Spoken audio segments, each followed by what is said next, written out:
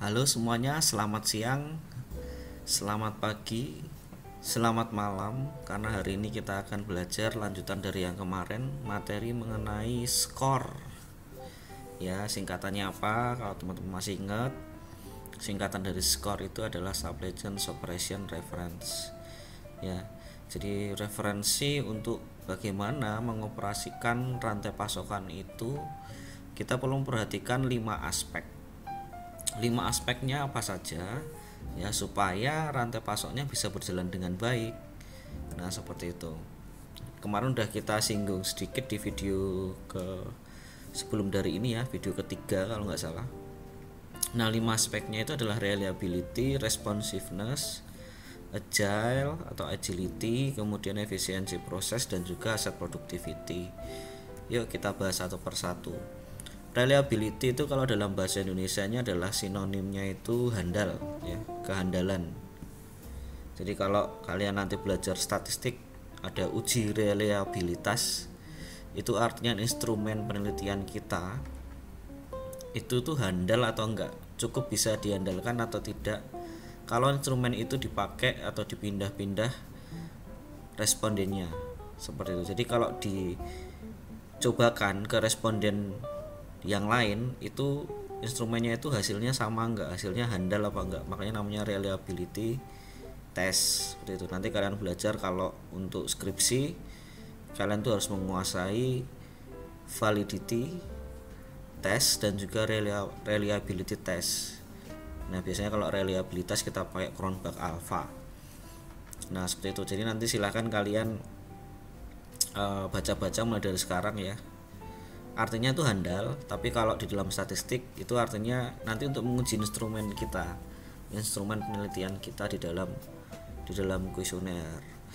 Oke, seperti itu. Jadi butir-butir pertanyaannya itu benar-benar handal enggak, apakah bisa diandalkan kalau itu dipindah ke responden yang lain dengan konteks atau dengan lingkungan yang berbeda. Oke, itu cukup untuk kehandalan ya. Kita balik lagi pembahasan mengenai rantai pasok. Supply chain itu perlu handal, barang yang diproduksi, yang dikirim ke pelanggan, kemudian speknya itu harusnya sesuai sama kualitas yang diminta sama mereka. Jadi sebenarnya ini kemampuan kita menciptakan kualitas itu sesuai atau match gitu ya dengan ekspektasi pelanggan, dengan harapan pelanggannya.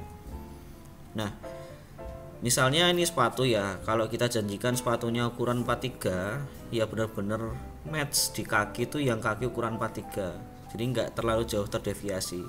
Pernah nggak kalian beli sepatu ukurannya itu beda kanan kiri? Pak Adi pernah ngalamin itu. Terus pernah biasanya ukuran sepatunya 43, Pak Adi pakai yang ukuran 43 itu nggak masuk, harus pakai yang ukuran 4 setengah bahkan. Yaitu jadi ukurannya itu bisa nggak ukuran itu tidak terlalu jauh menyimpang, istilahnya seperti itu. Itu kalau kita janjikan sesuatu ke pelanggan. Jadi bahkan sama sekali nol, simpangannya itu nol, deviasinya itu nol. Jadi apa yang diinginkan spek sama ekspektasinya itu benar-benar match gitu loh, benar-benar sama. Baik secara teknis maupun secara quality ya, itu harus sama. Nah, kemudian misalnya kita delivery time ya, kita harapannya adalah 2 minggu ya, kita bilang akan kirim dalam 2 minggu ya. 2 minggu itu benar-benar waktunya yang kita kirimkan tuh ya 2 minggu pas gitu, enggak lebih gitu. Syukur-syukur lebih cepat, kalau lebih cepat kan lebih baik sih kalau kita delivery ya, seperti itu. Selanjutnya adalah responsiveness. Kalau responsif itu artinya ya kita merespon sesuatu itu ya, indikator ukurannya itu pasti kecepatan. Kalau semakin cepat tanggap itu artinya semakin baik. Kalau kita mampu memenuhi orderan itu dengan pelanggan itu lebih cepat, ya itu lebih baik kan gitu. Ada komplain, kita bisa handle komplain dengan lebih responsif, itu pelanggan akan senang. Nah, kalau di dalam operasional sekarang, jadi ada istilah order cycle time. Misalnya order cycle time kita itu siklus orderan ya, itu 2 hari.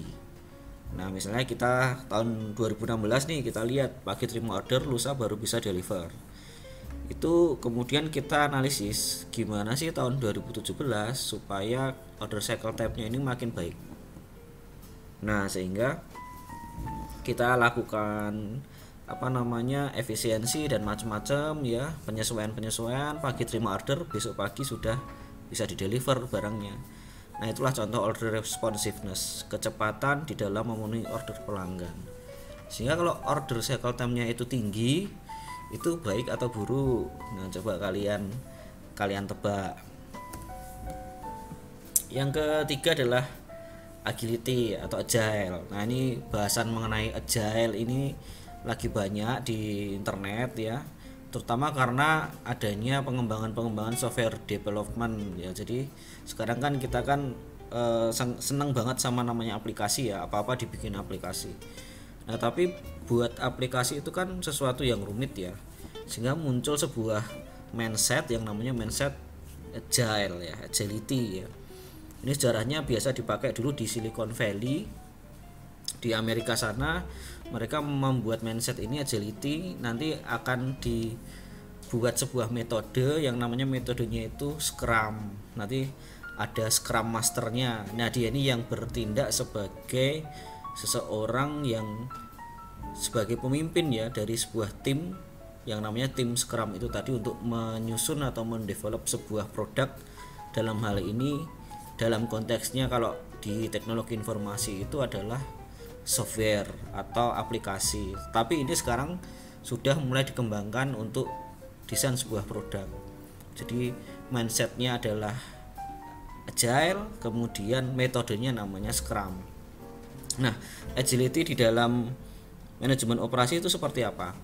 Nah, agility itu adalah ukuran kemampuan kita untuk bisa fleksibel dan adaptif. Seperti itu. Misalnya di dalam software tadi ya, baik lagi kan pasti ada versi-versinya ya, bisa versi beta, harus dicoba dulu, di review dulu. Nah, itu makanya itu kan butuh sesuatu yang fleksibel ya, nggak bisa saklek. Harus juga adaptif, ada bugs tertentu, misalnya produk ya, ada produk yang harus kita rubah sedikit ya. Kemudian ini kan perlu sesuatu yang fleksibel ya. Kalau di sini ada ilustrasinya itu ilustrasi dari anggota Fantastic Four ya, tangannya bisa panjang ya karena dia bisa tangannya molor ya, fleksibel untuk berpindah-pindah seperti itu.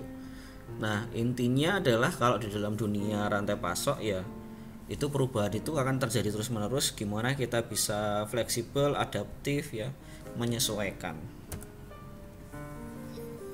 Tantangannya nih kalau di pabrik, misalnya ada permintaan tiba-tiba naik, atau semasa Covid kemarin, sekarang juga masih ya, permintaan itu pasti turun drastis ya, seperti itu. Misalnya industri kaitan dengan penerbangan, industri pariwisata ya, itu pasti semuanya turun semua, hotel. Nah, gimana seorang pemimpin perusahaan dan timnya itu bisa punya kemampuan yang agile ini, kemampuan yang adaptif dan fleksibel menghadapi gejolak perubahan lingkungan itu.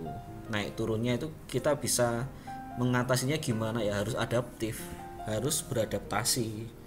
Mampukah kita sebagai anggota supply chain itu bisa menyesuaikan dengan perubahan-perubahan di lapangan seperti itu. Nah, misalnya kalian lihat ini, di sini ada sebuah mesin ya, ini mesin roasting kopi ya.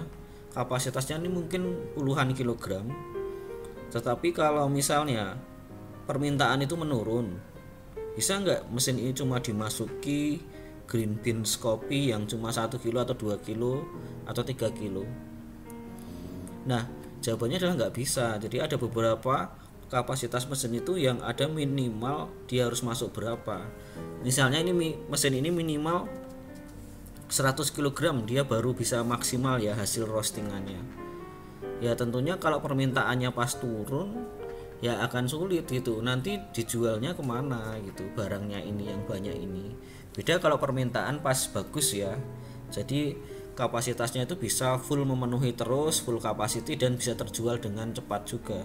Tapi kalau pas lagi sepi, lagi masa pandemi, nggak ada orang yang beli barang kita ya, otomatis mesinnya akhirnya nggak bisa berjalan sesuai dengan kapasitasnya yang besar ini, seperti itu. Memang ada beberapa perusahaan itu yang menaik turunkan kapasitas itu sangat sulit, tetapi ada perusahaan-perusahaan yang dia bisa naik turunin kapasitas produksi itu relatif mudah. Nah, ini tergantung industrinya, tergantung mesin-mesin yang mereka miliki. Nah, ini agile ya, seberapa fleksibel dalam merespon perubahan yang terjadi di lapangan. Itu adalah ukuran seberapa agile-nya perusahaan kita. Ya, agil lah. Mungkin kalian punya teman namanya Agil ya, itu artinya orangnya diharapkan dia orangnya itu jadi orang yang fleksibel dan adaptif menghadapi perubahan ya, seperti itu. Itu maksud dari kata atau dari nama Agil. Efisiensi proses. Nah, ini ada dompet, ada uang di situ gambarnya. Supply chain itu juga dicirikan dia punya namanya proses itu yang efisien. Proses dalam beli material barang ya, dalam produksi, dalam deliver, sedapat mungkin itu ya kita maunya tuh biaya itu yang serendah-rendahnya itu. Sebagai perusahaan kita tuh pengen punya keuntungan atau cuan itu yang banyak gitu. Sehingga kalau bisa itu ditekan semua seefisien mungkin.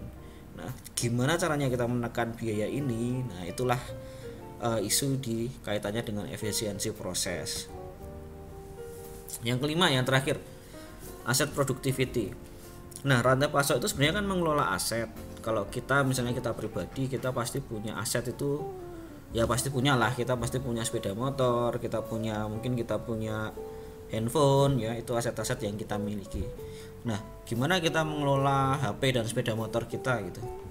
Produktif enggak HP dan sepeda motor kita itu untuk kita gitu? Bisa enggak malah menghasilkan uang gitu untuk kita? Nah, seperti itu. Bagaimana perusahaan bisa menghasilkan pendapatan itu yang lebih gede daripada aset yang relatif kecil gitu. Kita punya handphone, misalnya handphone kita harganya taruhlah harganya 3 juta. Tapi dari HP kita yang 3 juta itu bisa membantu kita untuk dapetin revenue atau pendapatan setiap bulan itu 6 juta misalnya. Setiap bulan rutin. Nah, tentunya ini berarti aset yang kita miliki itu bisa menghasilkan pendapatan yang lebih gede daripada nilai asetnya. Wong HP-nya harganya cuma 3 juta ya. Misalnya kita menggunakan itu untuk suatu hal yang produktif gitu ya. Misalnya kalian ambil job atau mungkin kalian punya set job ya seperti itu, atau kerja yang part time misalnya seperti itu dengan HP bisa. Nah, contohnya sederhananya seperti itu. Atau kalian punya mobil ya, misalnya mobilnya itu harganya misalnya 150 juta mobilnya, tetapi setiap bulan bisa menghasilkan income yang kalau ditotal dalam setahun itu nilainya itu lebih dari 150 juta. Nah, itu artinya asetnya itu produktif. Nah, nggak cuma perusahaan, tapi dalam hidup kita kalau kita ngatur keuangan ya sebisa mungkin aset-aset kita itu bisa menghasilkan sesuatu kembali untuk kita. Itu artinya asetnya produktif, sehingga kita waktu mengeluarkan uang untuk membeli aset itu nggak rugi seperti itu. Jadi kalau asetnya itu mandek ya akhirnya malah justru kita harus membayar biaya ya, penyusutan ya, mungkin kalau HP ya kita harus beli pulsa, beli kuota, motor mungkin harus servis dan macam-macam. Jadi asetnya itu produktif. Ini secara sederhana seperti itu. Tapi kalau secara perusahaan ya revenue-nya kita ngomongin dia punya mesin, dia punya pabrik, ya harusnya asetnya itu lebih gede gitu ya. Asetnya gede, pendapatannya lebih gede dari aset lagi. Seperti itu. Nah, contohnya gimana? Misalnya ada yang tanya, "Pak, ya sulit Pak kalau misalnya kita itu punya bisnis yang kecil tetapi asetnya kecil, kok berharap pendapatannya besar." Nah, memang sulit, tetapi itu bisa dilakukan. Contohnya ini saya paling sering kasih contoh ini. Di Jakarta ada seorang anak muda itu diberi tugas sama dosennya untuk bikin sebuah usaha. Nah, ini salah satu kampus di Jakarta memang tugasnya adalah bikin usaha yang real atau usaha yang beneran. Nah, dengan modal yang mungkin dia mepet ya, dengan terbatas, dia buka sebuah toko kecil ya, jualan kopi susu. Nah, kopi susunya ini ternyata rame sekali dengan modal yang kecil, dengan aset yang kecil, tempatnya juga sangat kecil, itu bisa menghasilkan uang yang besar. Jadi dia bisa menjual ribuan cup. Ini saking pinternya anak ini sih sebenarnya, saking pinternya orang ini ya. Dia bisa promosi dan macam-macam, bahkan Presiden Jokowi pun akhirnya tertarik dan sama keluarganya datang ke toko ini karena toko ini sangat luar biasa di dalam marketing dan macam-macamnya. Operasionalnya keren, marketingnya keren, ya akhirnya pendapatannya juga besar.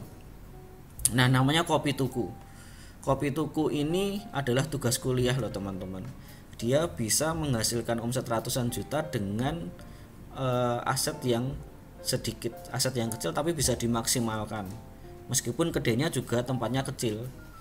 Seperti itu. Nah, kemudian ini jadi booming. Kalau sekarang teman-teman tahu kopi susu itu udah ada semua, bahkan pemain-pemain gede, kedai-kedai kopi gede pun juga dia bikin menu kopi susu gula aren ya. Bahkan kopi-kopi saset mulai muncul kopi susu gula aren seperti itu. Nah, salah satunya adalah pionirnya adalah kopi tuku ini. Dari tugas kuliah dengan aset yang kecil bisa dapetin revenue yang besar. Nah, ini adalah kinerja dari operasional, kinerja dari marketing yang dia bisa berjalan dengan seiringan ya. Nah, bahkan sampai Presiden Jokowi dan keluarganya pun penasaran dan datang ke tokonya yang kecil ini untuk mencoba. Seperti itu. Jadi tetap semangat teman-teman kalau punya usaha. Gimana sih aset yang kecil bisa menghasilkan revenue yang besar? Ya, itu harus operasional dan pemasaran harus berjalan seiringan. Seperti itu. Oke, terima kasih untuk pertemuan kita pada hari ini ya. Semoga bisa membantu teman-teman untuk belajar dan kita ketemu lagi di pertemuan yang selanjutnya.